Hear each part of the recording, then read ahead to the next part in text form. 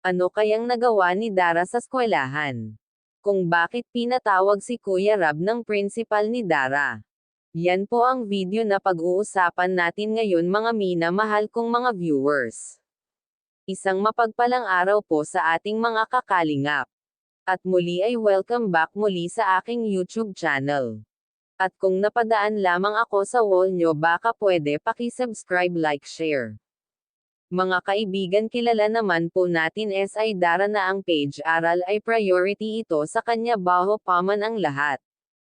Kaya ay persigido talaga ito na makapagtapos, kaya si Kuya Rab ay malaki talaga ang tiwala nito kay Dara. Kung baga ay si Dara ang nakilala niya na kailangan ng tulong bago pa man ang iba.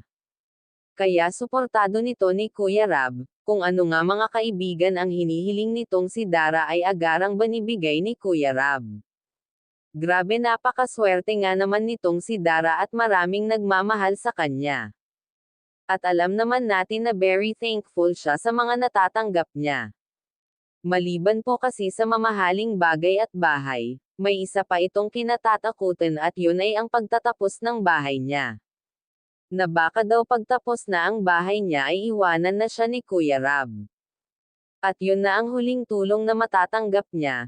Ang totoo po kasi napamahal na siya sa Team K-Boys at kay Kuya Rab na itinuturing na niyang kuya.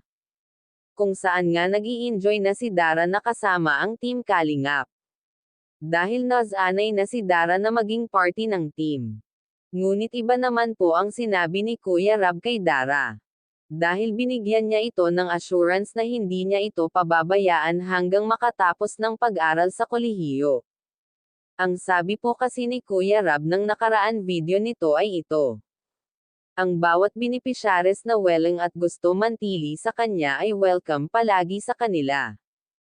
Kaya nga sabi ni Kuya Rab ay, one Kalingap, one pamilya. Ang ibig sabihin ay pagkailangan nila ng tulong ay pwede nilang tawagan si Kuya Rab at tutulong naman daw siya sa abot ng kanyang makakaya.